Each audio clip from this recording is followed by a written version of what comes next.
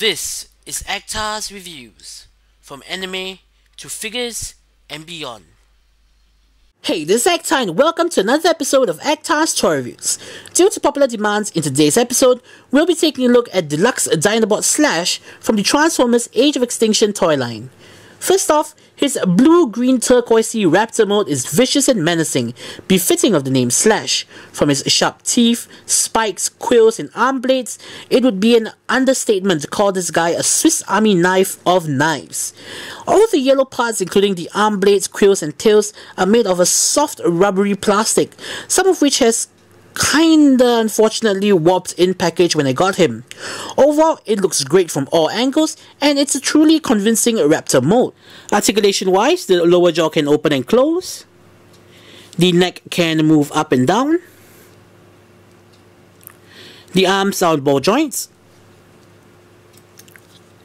The legs can move in and out, forwards and backwards. It's essentially on a ball joint. It can swivel at the thigh, move in and out at the thigh, move forwards and backwards at the knee,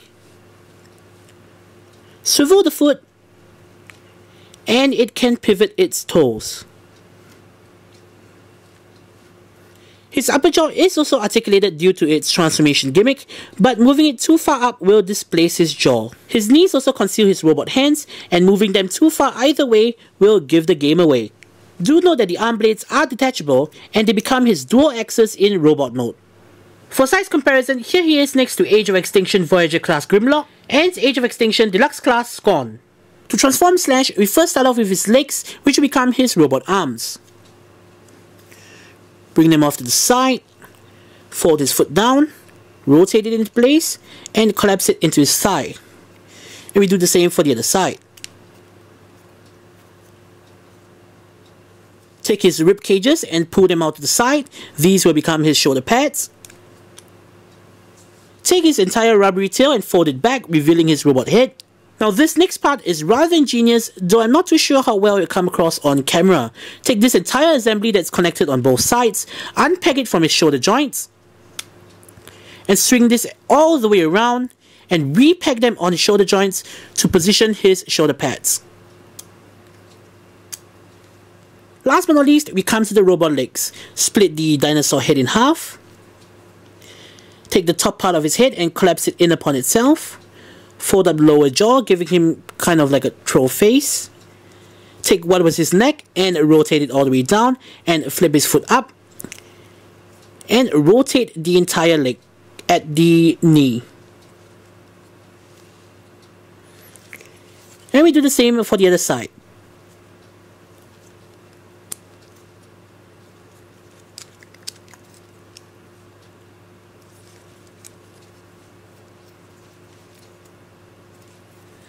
And there we go.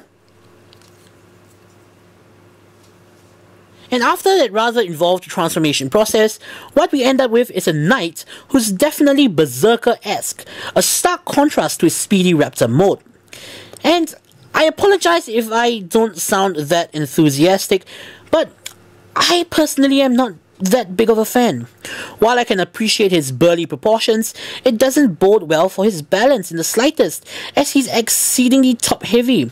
This is compounded by his small legs, the very loose waist joints, and the inane amount of dinosaur kibble on his back that include the dinosaur arms and tail. Articulation-wise, it's not looking too good for him either. The head is on a simple swivel joint, and it can indeed rotate a full 360 degrees, though it's somewhat obstructed by his big collar. The once supremely articulated raptor legs are now these big unwieldy arms that can only move forwards to backwards, side to side, a swivel side to side, and bend at the elbow about that much.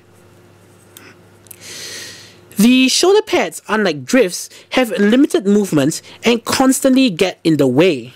Sadly, just like many of the other figures in the line, he doesn't have a wrist joint save for a little bit of side to side. He does also have a full 360 degree waist joint. And now we come to the legs. Never mind the appearance, the quills that are attached to his thighs severely hinders his posability. While they can definitely pivot forwards and backwards, there's a little spike that's just above his knee that prevents it from going any further than 45 degrees. You can definitely force it, but you risk damaging the soft plastic and scratching the paint. Regardless, the legs are on a ball joint, there is a thigh swivel, about a 90-degree knee bend, and the foot is separately articulated. In my opinion, unlike his companions, Slash falls somewhat short. While the Dino mode is undeniably cool, the robot mode has limited articulation, bad back kibble, tons of plastic, and is top heavy in robot mode, causing him to constantly fall over. Not to mention, the weak hip joints don't help much. In conclusion, I personally feel that Slash is an average figure at best, whose true worth lies in his Raptor mode. A figure that looks great on display but not fun to play, Slash is one to pass if you're not intent on completing the entire cast of Age of Extinction Dinobots. So, this is Actar saying, see you guys in the next episode.